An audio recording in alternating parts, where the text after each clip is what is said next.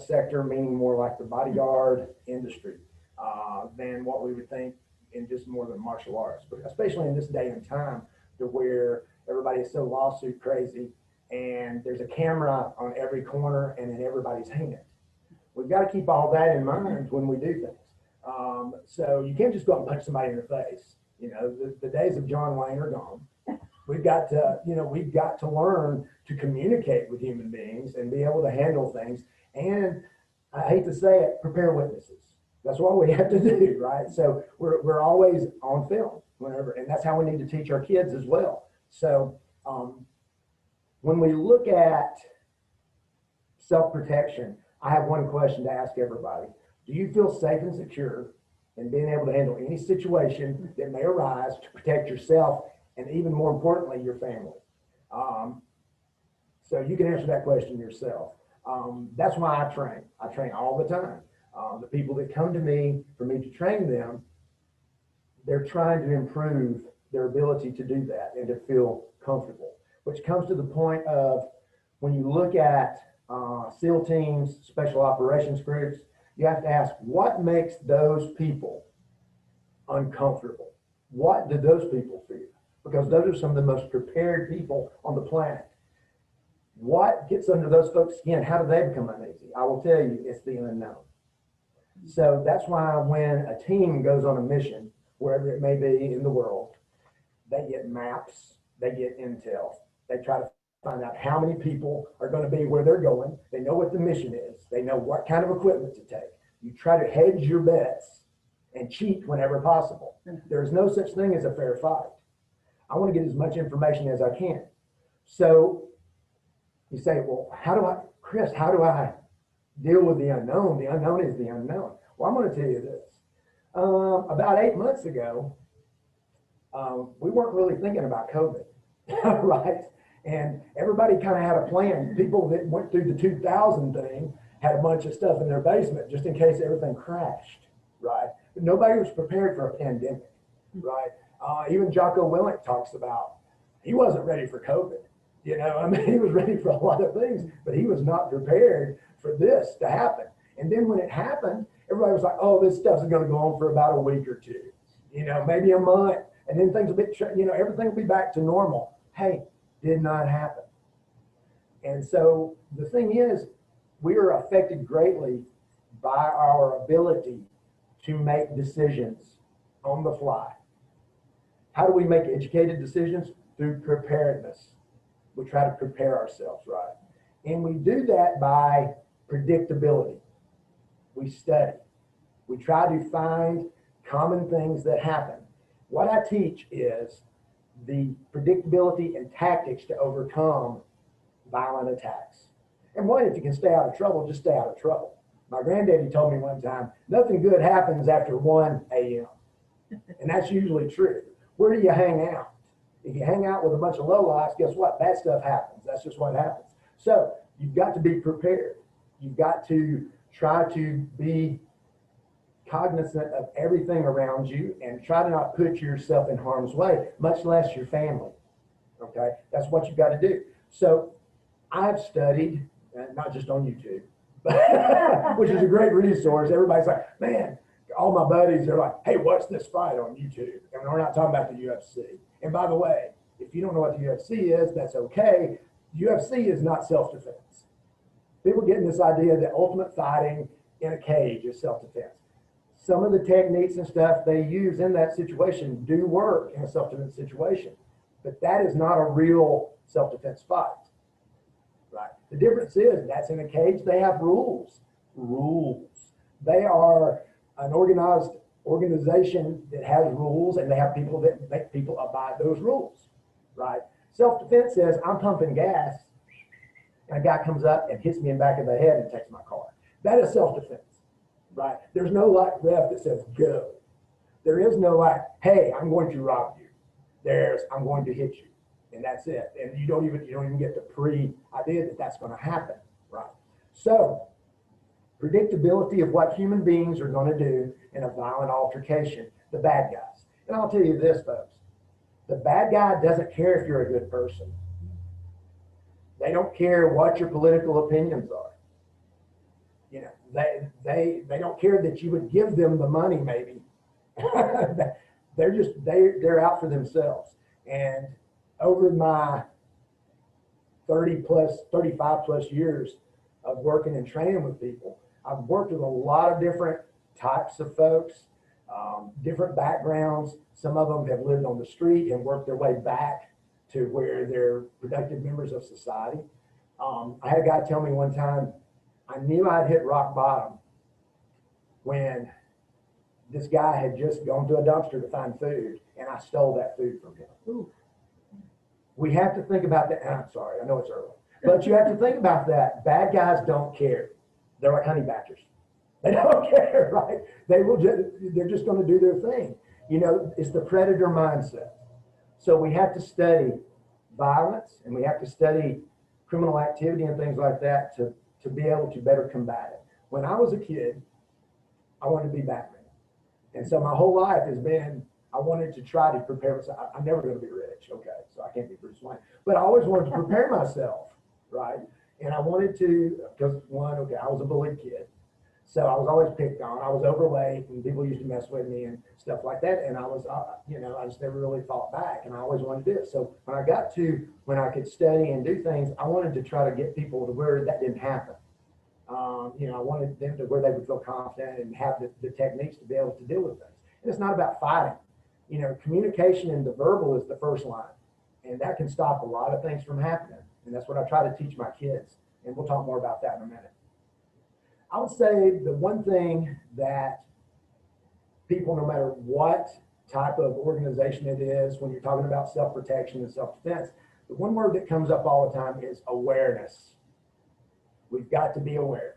So there's a book I read probably 10 years ago. It's called The Gift of Fear, and it's by Gavin DeBecker. And in that book, I will sum it up for you. Basically, he says, through the evolution of time, our mind has convinced us that we're safe, and we're not really aware. So we kind of all have this, well, I say that. I've met some people that really don't have a natural defense sometimes to do stuff, but most people have a spider sense, if you will, like Spider-Man. It's like the hair stands up on the back of your neck. Something's not right. I don't know what it is. I need to do something. I'm like, oop, what's going on? It just doesn't feel right. Society has tried to train that out of us, that natural thing that we have, that natural edge. You know, we get busy. Cell phones, oh, they make you stupid. I mean, when you're out walking around and you're on your cell phone, you are a sitting duck for violence. Okay, you don't need to be on your phone, especially if you're in an area that you're not very familiar with and you don't feel safe. Wait till you get set down in your car, lock the doors, and you can get on your phone if you need to. Okay, we'll talk a little bit about car stuff as well. I'm gonna give you an example. One of my best friends, he travels internationally, and he's done a lot of traveling over the years. He's lived in Thailand. He's from England. And he goes to India and South America all the time. He buys equipment for his company. So he'd been to India multiple times. He was in India. He has a guide that takes him around. Well, when he knows he's going to these kind of third world countries, he doesn't shave for a week. He wears a hoodie. He has a little Walmart plastic watch that he wears. He takes all his jewelry off, and he never pulls his phone out. Because if you're in one of those countries and you pull a phone out, that's like saying, ding, ding, ding, you ain't from here. You know. So he happened to be in India. This is probably a year and a half ago. And he got, his guide was taking him around. They were going, it was later in the day. Usually you don't want to travel at night anyway. He was going in, and they had to go through this little bazaar kind of area where they were selling things and stuff. And he thought it was kind of cool. So he mistakenly pulled his phone out and took a picture. So they go on through and they're walking to the plant that he was going into. All of a sudden they get hit by 15, 20 guys. They knock them down, start curb stomping them, kicking them, everything, grabbed a hold of them, robbed them, started going through his phone. And of course they were speaking the native dialect and all this. And he said, I knew I was dead. He said, I knew I was dead. They just jumped on me. And they went through his phone and made him open it up. And they wanted to see what was in there. And basically they thought he was a BBC reporter and doing a thing. And it turned out that area was kind of They were doing some illegal activity in that area, and he was just in the wrong place at the wrong time. But he broke his first cardinal rule. He pulled his phone out at dusk in a place that was like, hello, I have a phone, I'm not from here, and I have something expensive in my hand. So he broke that rule. He flew home within 12 hours of that, and you know, he busted his eardrum, had a lot of bad things that happened, was beat up pretty bad, but he survived. They let him go, which was amazing. When he got home, he talked to his guide. His guide, I didn't want to tell you when you were here, but they were saying, stab him, stab him. And so, guys, we've got to be aware of what's going on. We've got to tune that up, especially if you've got little ones with you. I mean, if you've got kids, let me just tell you, as adorable as they are, they're the biggest liability you have when you're out in the crowd, right? I mean, if you've got your child or grandchild with you, if that child wanders out in front of you, they become something that someone can use against you at that point. And so we have to make plans. We have to have contingency plans for everything, right? And so one thing I want to talk about before we move on to more of the meat and potatoes of what we do, I want to talk about culture. And culture is, maybe your business has a specific culture that your clients like, right? My school has a culture. Our culture is, we're nice. We're nice to people. We're kind of like Roadhouse. We're nice till it's time not to be nice. Because sometimes we'll have folks that want to come in and tumble with us, kind of. You know, it's a jiu-jitsu school. That's the way it is.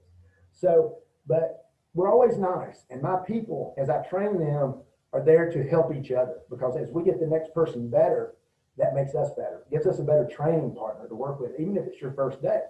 So people's businesses are like that as well. You train your culture because that's what makes your business sustainable, makes it safe. People feel safe when they go into business. They know they can come there, they're going to get good products, they're going to get good treatment, and they come back and they tell a friend, hey, that place is awesome. And that's what you want, right? However, we don't look at that with our families a lot. So with our families, we need to prepare a culture with our family that your family knows what to do, and you build that in. How do we keep our family safe? Well, guess what? We start with little Johnny, who's 2 years old, and you start bringing him up as he stands behind you and walks behind you. And when he's big enough to where he can grab the belt loop in the back of your pants, he holds on to the belt loop in the back of your pants if your hands are full. Right? We do those things. My family, what we did, we used to go to Dragon Con in Atlanta. We like to dress up. So we do cosplay. Okay. Like I said, I wanted to be Batman. So anyway, back to that. So we had a thing, and we would do like, we would build a line. So if we're walking down the street, my wife would be right behind my shoulder. My daughter would be next, and my son would be in the very back because we were kind of moving through the crowd. That way I got to experience stuff first, and it tiered back. That's how you should do your family. You should, or however, if you need the little one, you could have the little one right here next to you. But we need to prepare our family and educate them. We need to make a game out of it. That's how you deal with kids. That's how we teach jiu-jitsu to kids. We make games out of everything. If you just say, I want you to learn this technique, but if you turn it into bad horsey, when they're hanging on your back and you can't shake them off, that's what we do. So the kids make games out of it. And that's, if you don't get anything out of this today, prepare your kids to be aware of what's going on. Don't be on their tablet all the time. Learn to let them be the eyes in the back of your head. Hey, mommy, that man looks suspicious. You know, so you know, there's nothing wrong with that. I know we want our kids to feel safe, but guess what? How do we keep our kids safe? We keep them safe by preparing them for the stuff. I'm not saying just make them scared, but say, hey, honey, we need to be careful when we do this. We need to, let's watch out. It's like if you're backing out of a parking spot. Hey, is it okay back there? Okay, good. And you already knew yourself it was okay, but you're training your kids to do the right thing. That's what we're doing. We can't let our society get away from that. We've got to prepare the next generation. And you can have your own opinion about that now. But we've got to do that. That's just something. We train the next generation and the one after it. Right. So one of the things that I want to talk about first is posturing. And so, Lisa, can I borrow you for a second? My lovely assistant, Lisa, is here today. Thank you for coming in early today. You're welcome. So when I think about this, we're going to look at this. And again, if we are far back from each other, there's not really a lot of threat. When I start getting closer than this to Lisa, her hands need to come up immediately. Hey, she doesn't know me. I mean, I may be, I may have a three-piece suit on and I look like a lawyer, and so, but if I start coming to you and I'm walking at you, yes. So she needs to have this kind of posture and position when she goes. Also, it's like this. Let's look at some just posturing things, right? So if I'm standing here and Lisa's standing there and you're watching us, which one of us looks more aggressive? She's got the bandit mask on. So that's not fair. That's not fair. Right? That's right. That's right. But if I do this, and don't do anything, Lisa. Okay. If I do this, it kind of changes the perspective of how it looks on camera. Now watch this. If Lisa balls up her fists like this, and I'm like this, it looks like I may be trying to negotiate with Lisa, but she's fixing to punch me in the mouth, right? So it's like this, and even just she can be posturing like this. If she kind of leans in like this on me, and I'm like this, I'm already preparing the situation. Plus my hands are up. So, Lisa, you can sit down now. So we're going to see Lisa again, so don't worry. Thank you, Lisa. You're welcome. So when I was talking about hand position, I wanted to be able to turn and face you when you can see this. So my stance, I don't want to get into like a Chuck Norris, Walker, Texas Ranger kind of position or anything like that. I want to be able to talk and be here and just have my elbows in, jazz hands. That's what I teach, jazz hands. Hey, what's going on? And I can do this without going into some kind of here or even going or anything like that. I'm here. My hands are up. Hey, what's going on? How can I help you? Learn to talk with your hands. Practice, people. That's what you got to do. You have to practice. How do you get good at something? You practice. A lot of you already talk with your hands. How many times when you're talking to clients are you, well, I don't know. You're not, if you know them, that's fine. But if you're talking to them, and you've never met them before, hi, how are you doing? Oh, how can I help you? Oh, that's nice.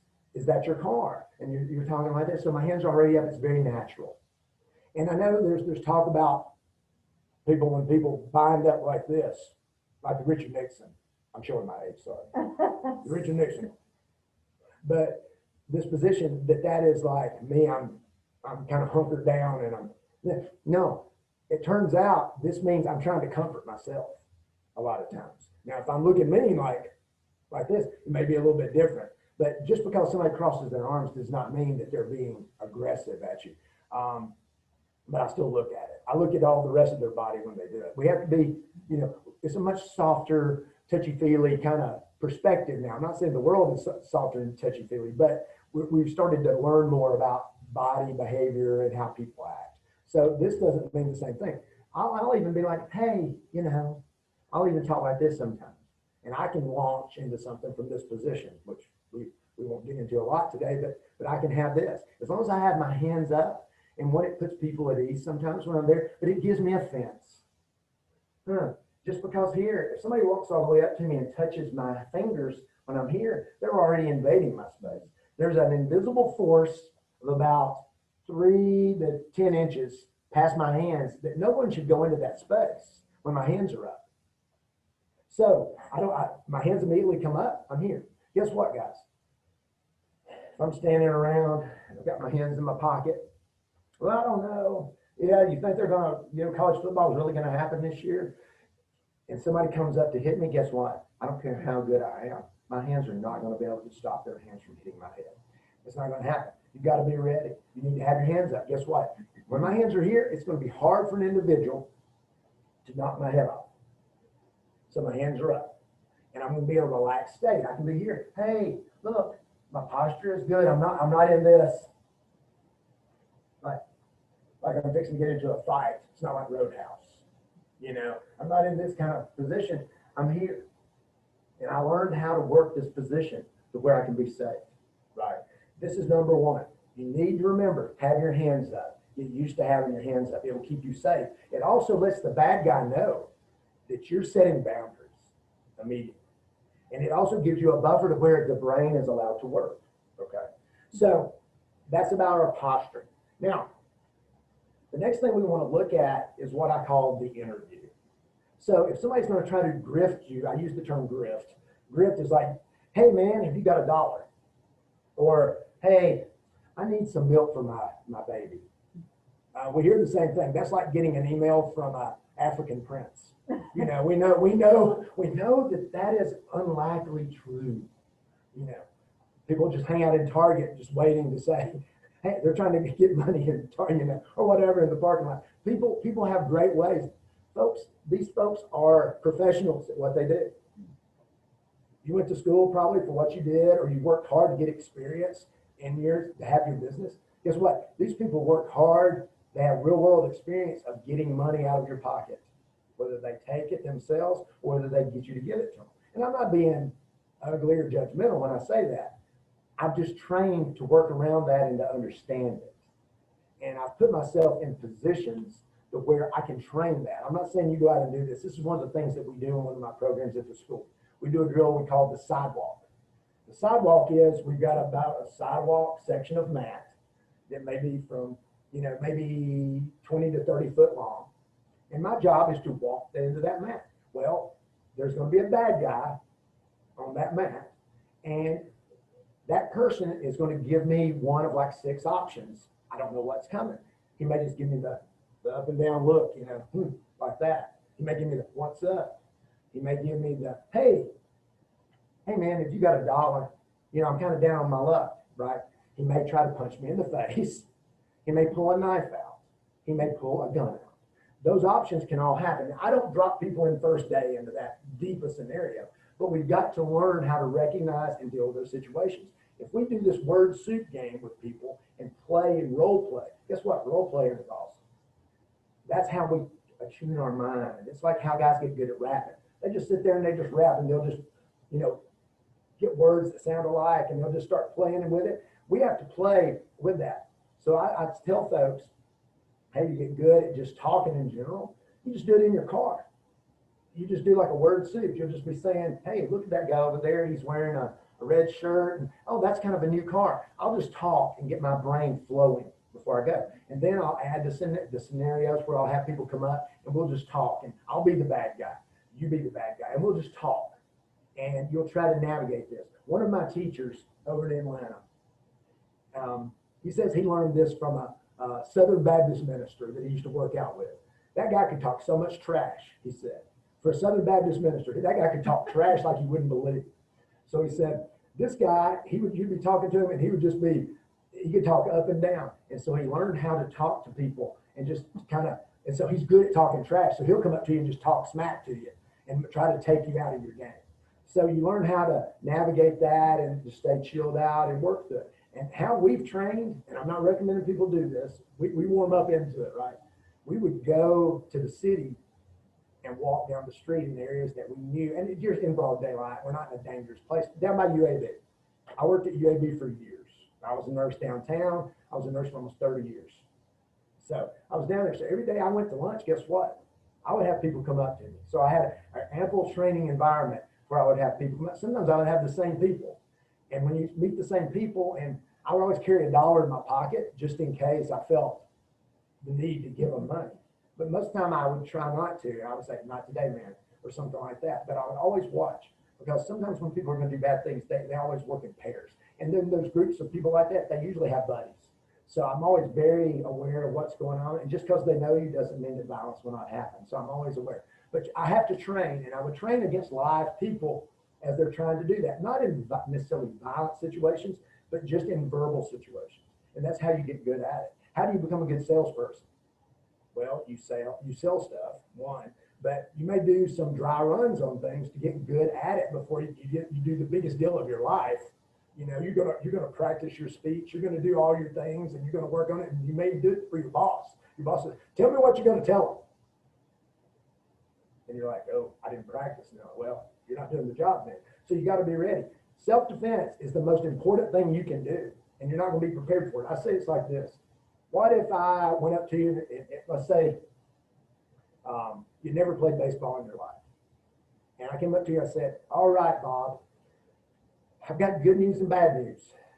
You're going to get to play the World Series next week. The bad news is I'm not going to let you practice any, and all you can do is watch YouTube. Okay. That's what self-defense is, folks. You can candy coat it all you want to. If all you're doing is watching YouTube, watching a person on there that has never been in a real fight, teach something in an office building wearing yoga pants, nothing bad about that. I mean, there's so much of that on there. Guess what? You're not going to be, I didn't mean anything bad about that. But I'm just saying you have people teaching stuff that have never interacted with professionals and bad guys. I mean, that's it. So, you know, what I haven't learned from the real bad guys, I've learned from guys who dealt with bad guys, you know, and that's the thing. And they will tell you exactly what will happen. You know, I tussle with guys all the time that are getting ready to go out and ride around in a car to fight crime. That's what I do. I try to get them ready and give them options to what to do. So anyway, we've got to prepare ourselves. We've got to get our interview ready. So we do those drills, and drills are what makes you better. Okay. So in that interview, the bad guy may do what we call wolfing, and that is the test. Wolfing is people will come up to you, hey, what's going on? Hey, that's a nice watch. Hey, you know, you look like that's a nice car you're driving. I was wondering, could you spare a veteran a few bucks? You know, and hey, I have friends that are veterans. I have friends that are active military. I support them. I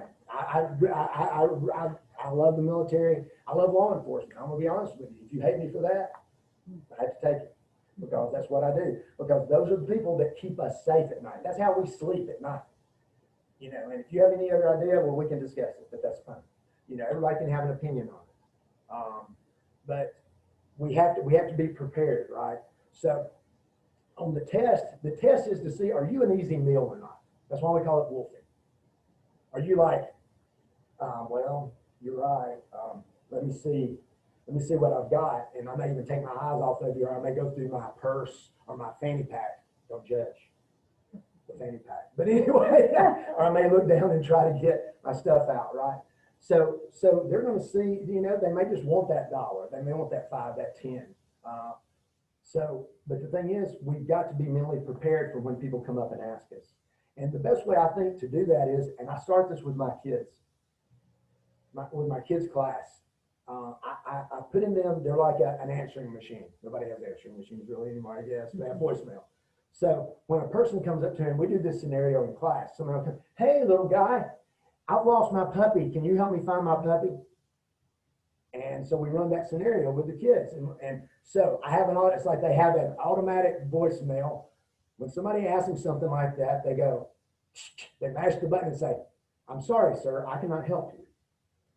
They're respectful, but they're not going along with the plan. So, you know, and we tell the kids, because your mom and dad would not want you helping this person. We don't wander off and go off with strangers. We don't do that. But listen, people will turn stuff on you. So you need to have always a respectful response when people come up, and be prepared. Because if I said, hey man, leave me alone. You know, I'm tired of people asking me for money. And you're like, if they come back with, look man, I was a veteran. I served this country. I took care of you. You wouldn't be, when they hit you with that, you better be ready. So you need to be respectful to everyone. Treat someone, I heard a great statement one time. The guy said, treat a potential enemy like an honored guest in your home to begin with. That way they can't turn that tide on you. Because emotionally, people can shift your gear without you realizing it and make you feel really bad.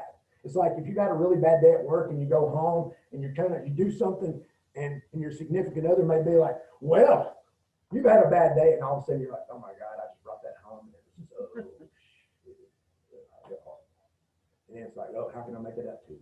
This is a quicker version of that, but with somebody you don't know, right? So we're very susceptible to be having our emotions shift. So I need to have a set answer. I'm sorry, sir, I cannot help you. I can't help you today. You know, and so I'm sorry, ma'am, I can't help you. The police is right up here if you need to go talk to them. You know, one of the guys I trained works downtown. This is just interesting. I'm just throwing this in. And just to give you an idea about how deep things can get. So he's an officer downtown. So there was a lady that had UAB scrubs on, UAB name tag. She was like walking around. She approached. This happened several times, by the way. She eventually got caught, but she's been caught like 5 or 6 times and gone to jail for it. She was selling. She said, "Hey guys, I've got an iPad that I'm trying to sell. I'm moving and doing this up, and I'm on my lunch break. I've only got 10 minutes. I'm just trying to sell, you know, she'd already validated that, hey, she works at UAB, she's right here. Hey, do you work in pharmacy? She would come up with this, hey, do you work in pharmacy? Well, I work on 6 East. I just went through a divorce and I'm moving. I've got an iPad. Would you want to buy it? She approaches people and they're like, well, you know, I really don't. Well, hey, what do you have on you right now? And they said, well, I've got, I've only got like $110 a month. I'll tell you what, I need to get rid of it. It's my ex-husband's. I'll just sell it to you. Oh, well, I mean, look, listen, I'm sorry, I don't mean to put you out. Okay, well, okay. So give me the money. I'm gonna go to my car and get it.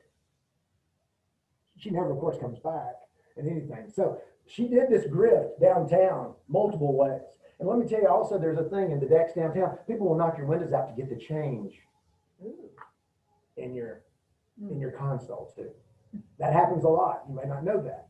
So it's so easy to do. You know, it's like you think change. I mean, how much can I have? Maybe $3 or $4 tops. But people will do that just to get an idea what folks will do. Right. We have to be aware of it. I'm not trying to talk bad about society and where we are, but listen, people will take the opportunities to do stuff, and that's just like, that's crime. They don't know you. They don't have to do anything. That's why it's easy. It's like, are you an easy meal?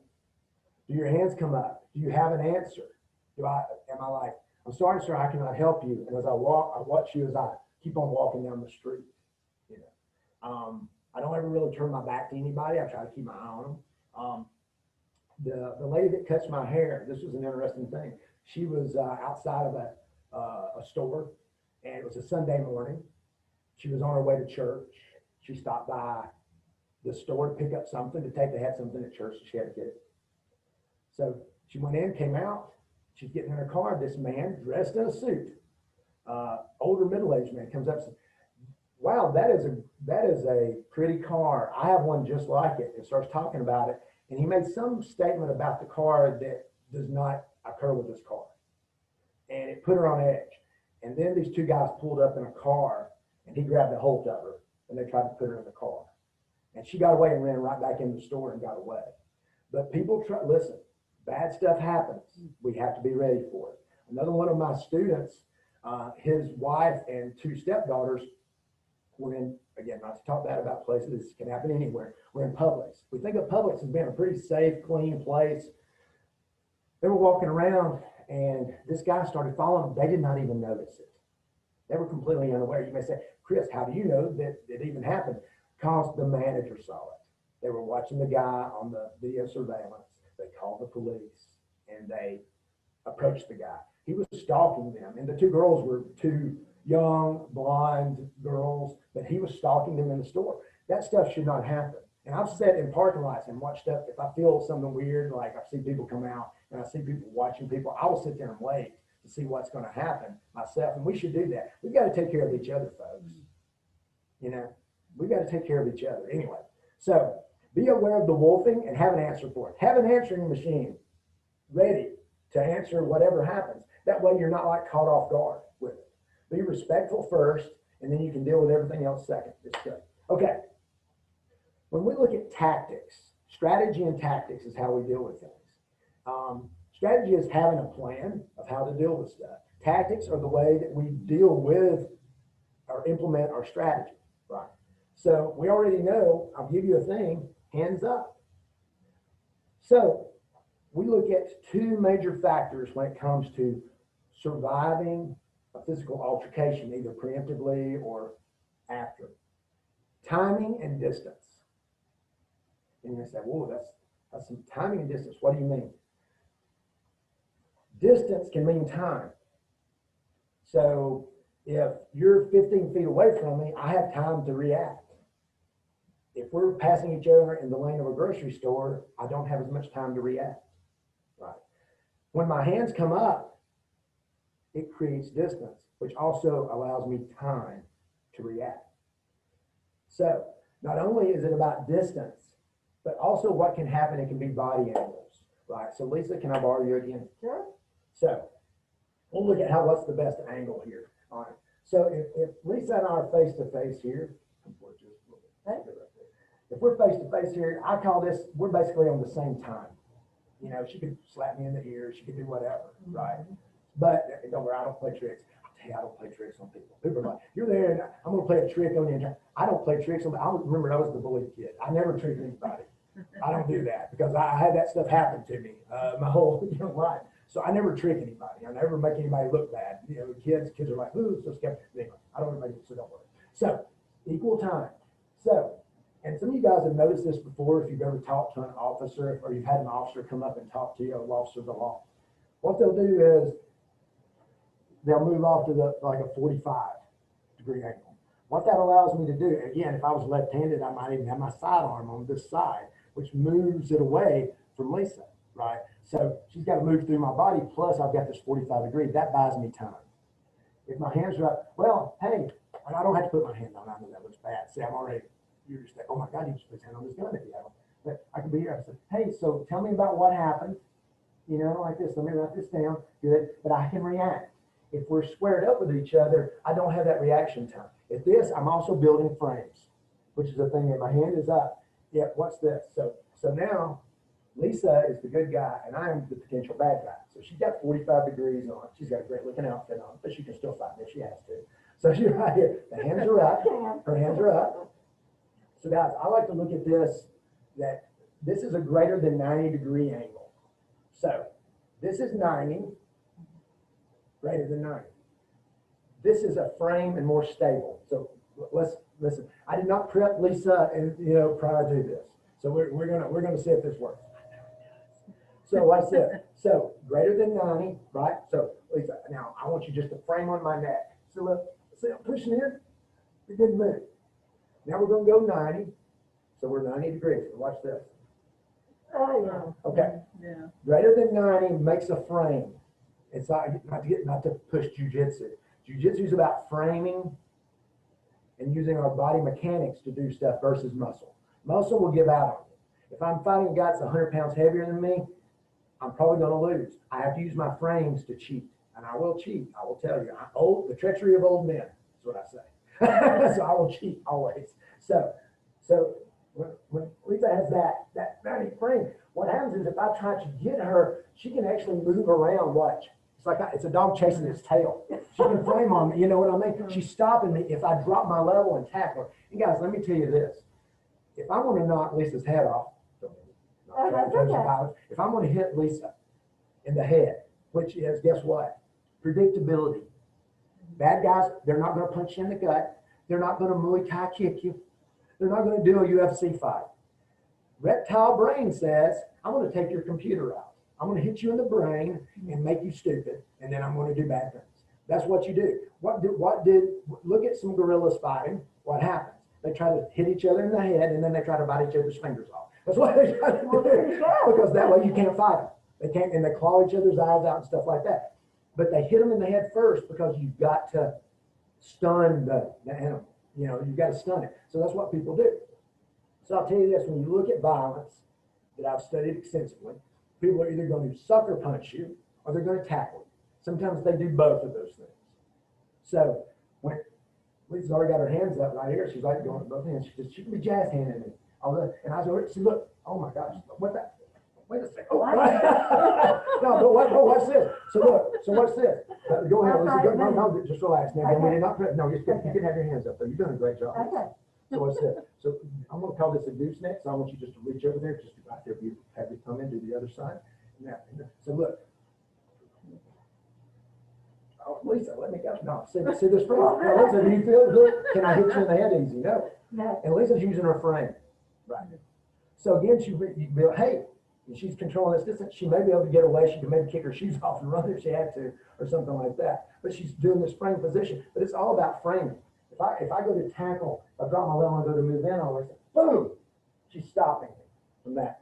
And again, that position. But her hands are up. Again, we're getting back to the hand thing, right? So this allows her to stay ahead in time. The angle, if she's 45 degrees, she can, her hand, look, when she has her hands up, she's already got her frame up already. Yeah. She doesn't have to go, oh, oh my God. Her hands are already up. So if I went, boom, like that. And Lisa just said, wow, I hit you pretty hard just then. Did it hurt your hand, Lisa? Not at all. No. Guess what? If your martial arts instructor tells you to punch people in the head for self-defense, come see me. Because listen, when I train operators, meaning people who do real stuff, we don't teach them to punch people in the head. We don't teach them to punch because guess what? I may have to dial a phone. I may have to pull a trigger, crank a car, do something with my hands. And guess what? When you shatter that hand, it becomes less useful. I'm not saying it won't work for you, but it's definitely going to affect the value of that appendage. So if anything, you got to do the slappy slap. But elbows, God created that to hit people with. It's that simple. Look, another little test as we go back. So, just perfect. She's such a good person to build it. So, her elbow is right there. So, we're going to test it. I don't do tricks, listen. I'm not going to do anything crazy. So, this will be good. So, Lisa, I'm going to bounce my head off your elbow a little bit. Then we're going to do the test. Okay, so Lisa, did that hurt your elbow? No. It hurt my head. What I'm saying is, she's fine. If she needed to run away, if she needed to gather up a child, she could do that because she just hit me with that elbow. And people think, ugh. Okay, that's not horrible, but there's better ways to deal with it. Her elbow points are good. I mean, it really helps. Anyway, so that about having your hands up, back to that again, hands up right here. We've got this thing. If she hits me with an elbow, she doesn't have to try to hit me with an elbow. That elbow will do the work for her because she's got a frame. We could get into this on the ground too. If I tackle Lisa and threw her down on the ground and start wrestling around with her and stuff and all that, if she starts using her frame, she can use that to get up. She can use it. If I go to pounce on her, she'll have her elbow in position. That elbow will hit me. I have a general statement. Anytime you hit somebody with an elbow down the center stripe of their body all the way down, it hurts really bad. You know. So, and I'll tell you this, getting hit in the pubic bone to me is worse than getting hit in the groin. I mean, when I've been hit there, you know. I will tell you this, I know groin strikes are like the way of a lot of different systems. Way overrated, folks. If you could be taken out by being hit in the groin, I would have been dead a long time ago. I mean, I'm like a blooper reel of the time being hit in the groin, you know, and stuff. So usually it just makes you mad. When you're a kid and get hit in the groin, you're like, oh, you sell it. Oh, I got hit in the groin. Oh. But when, guess what? If somebody's trying to kill you and they get hit in the groin, guess what? It just pisses them off. I mean, you know, if I'm thinking about really getting you, I mean, it's better than nothing, but you got to stop their energy moving forward. That's what you got to do. We have to stop energy and we have to make frames. Again, it's hard to teach in a Zoom call what we can do, but the framing is the thing. You know, I'll give you some information how to contact me later. But anyway, making frames, and we do that. So I'm going to show you one more thing as far as one to protect the computer. So one of the covers that I teach, I'll go from jazz hands, right, to I will cover the back of my head. Look, I'm covering the occiput back here, and then I bring my hand into like this position here. You can call it the Dracula if you want to. You know, it's just right here. Yeah. So look now. So Lisa's got. Make sure everybody can see this. I don't know. So no, it's good. So she's got 2 points there.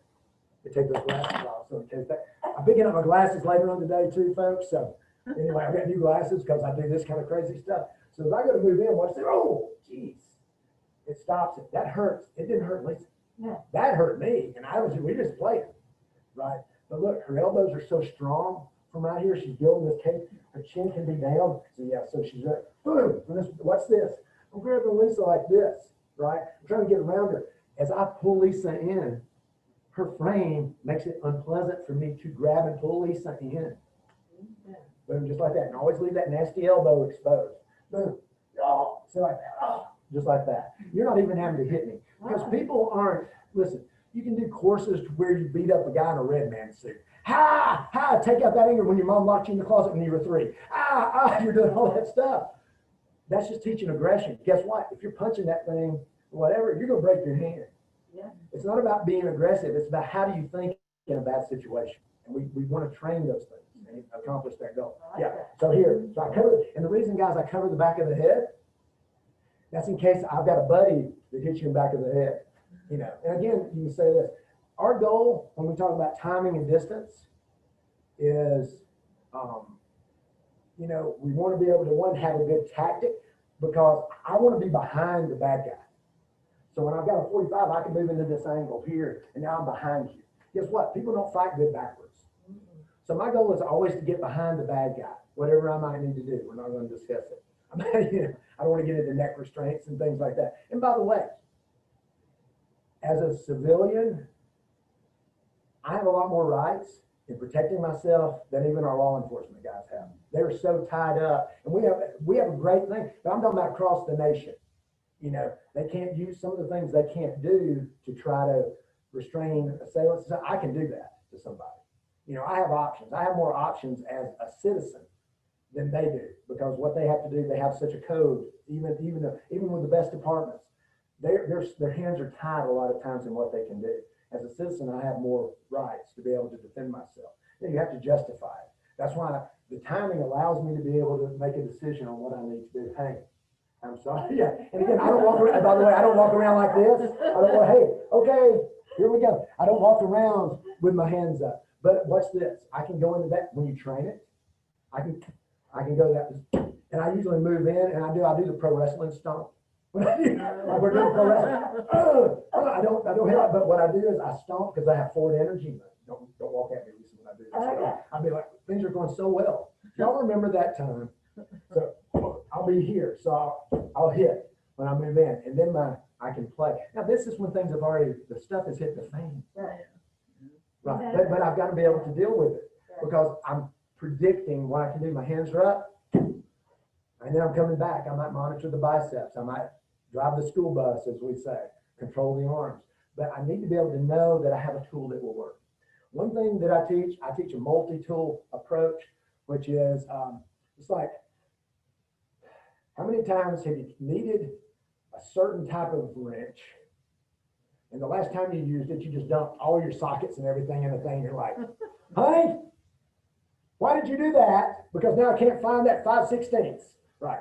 If you have an adjustable wrench or something, you can adjust. It may not be the best tool for it, but it will get the job done in a time. I teach several little things that will make you survive a situation. That way you don't have to say, oh God, what did Chris say? Which one of those am I supposed to do? Oh, that. I said, very nice, Lisa. See, that's right. Hey, wait. There's a little something extra.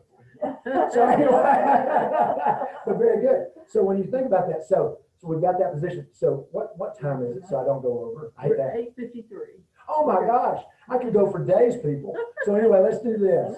But anyway, so let's do this. If I don't know, we may not have anybody on that wants to ask a question or anything, but I'm game. If not, it's cool. I'm going to give you my contact information while you guys are, thinking of something. But my contact information, I am in Cahaba Heights. If you go to the backside of the summit, we're down in Oliver Square. Down there, we're right across the road, actually, from the police and fire department. God bless them. They're right over there. That fire department is busy. I'm telling you, they're busy. They are busy guys. So we're down there about next to the comic place. They're next to Doodles. Everybody knows where Doodles is. But I do private training. I'll do group training. Come to your group, and we'll do hands-on where we actually can hit some stuff. Keep in mind, I'm a Gracie Jiu Jitsu black belt, so the ground is as they say, the ground is my ocean, and I'm a shark. But I still don't like to go down there because if there's multiple bad guys, I don't like to get tied up on the ground. So I try to teach people how to be able to get up off the ground. If you get knocked down, if you get pinned down, how to get out of it. I teach the ability to get out of stuff and then fight back as you need to. It's not about just teaching a martial art. There's a big difference between, like I said, self-defense and just martial arts and stuff. Art is the word. Martial arts and crafts is what I hear people say sometimes. So you got to know whatever the reality of it is and test it under pressure. And okay, real quick, if nobody, like I said, Ken can let me know if somebody pops up and has something, but I'm going to tell you something real quick. So be careful around your car. I was going to mention that. I do car stuff too, dealing and fighting in and around automobiles. I've done extensive training in and around cars. If people are kidnapped, a lot of times they're kidnapped around the car. They don't go to people's houses and get them most time, unless this guy, he just got kidnapped a while back here in Mountain. Yeah. But that was different. That's gutsy. But what people will do, they will watch you and they will follow you and they will get you going to and from places, to school, the grocery store. So you've got to be aware around your car. Usually people are very fixated getting everything in and locking the door and having all that stuff. So be very aware around the car. I teach that kind of tactic. I will give you one nugget today. Sometimes people, they will hem you in sometimes to where you can't get out and, in a place. If you're driving behind an automobile and you can see the tires touching the pavement in front of you, so you've got to be able to visualize the pavement and the tires. You can drive around that car. So if the car in front of you stops and somebody starts coming up behind you and they're trying to hem you in, if you can see the tires, so if you've got distance enough to where you can see the tires touch the pavement, guess what? You can drive around them. If you have to get up on the sidewalk, you can do whatever you need to. But if you can't see the tires touch the ground, you cannot go around that vehicle. And I mean, it doesn't matter what make of car you drive. That's the rule. You've got to be able to see the tires touching the pavement, ample room below, to be able to go around that car. So fighting with it, and most importantly, never get out of the car. Don't get out of the car. Bad stuff happens. People will bump you to get you to get out of a car. Call the police. Say, hey, I've already called the police. They'll be here in a minute. They may leave. Right? Do not get out of the car. One of my friends that I used to work with at UAB, her husband was in the parking lot of a store, and there was a little something, somebody, there was a parking spot, little word, so anyway, these guys followed him and blocked him in so he couldn't go. And there's two guys in the car. The guy got out. My coworker's husband got out. He was probably 63 years old. That dude beat him up so badly, he had to have 4 surgeries. He's lucky he survived it. He got out of the car. He's not a guy looking for a fight. The guy got out and he was like, he thought he was going to discuss this with the guy. No, that guy wanted to beat him up. Do not get out of the car, folks. You're driving a tank. Doesn't even matter if it's a Prius. It's a tank. Let me tell you, you can go faster on 4 flat tires than you can run. And it's your life. If anybody says, give me the keys to the Mercedes, guess what? Give them the keys, unless your kids are in there. Then you have to make plans. We always have contingency plans. We have to have a plan in case something bad happens. Be thinking about if somebody comes up to you and tries to rob you with your kids in the car, in the car seats. You say, all right, I'll let you take the car, but I want to get my kids out. At the point they're like, no, I'm taking your kids. That's a different story. We have to prepare our mind. That way it's not like, oh my God, I remember Chris told me I needed to be ready for that. I told you. Be prepared for it. Train. We have to train and we have to think. The best way to do it, we can work stuff in our brain, but we have to be aware. We have to be ready. We have to train the proper tactics for what we need to do. That's what I do. Come talk to me. I'll tell you. I'm just nice all the time. I'm not a bad. I'm nice. Let's just ask them. But anyway, guys, thank you so much. Again, Gracie Jiu Jitsu of Birmingham, backside of the summit. Phone number is 205-540-1287. That is my personal cell. Give it to you. The chamber's been very good to me. We've been here for 2 years. And hopefully when all this COVID stuff gets over with, we can do some cool things and do some stuff. I would love to just do an open thing for the business stuff and maybe help you develop some things for your employees and just keep everybody safe. But anyway, again, thank you. And as the holidays come forward, be exceptionally careful in this time and stay out of riot crowds. All right. Talk to you later. Bye. All right. Thank you, everybody, and thanks to Chris for sharing with us today. This has been recorded, and I will post it shortly on our website. So share it with your friends and neighbors and family. And Chris, thank you. That was outstanding. My pleasure. So, my pleasure as always. all right. With that, we'll end the call and look forward to seeing all of you soon in person.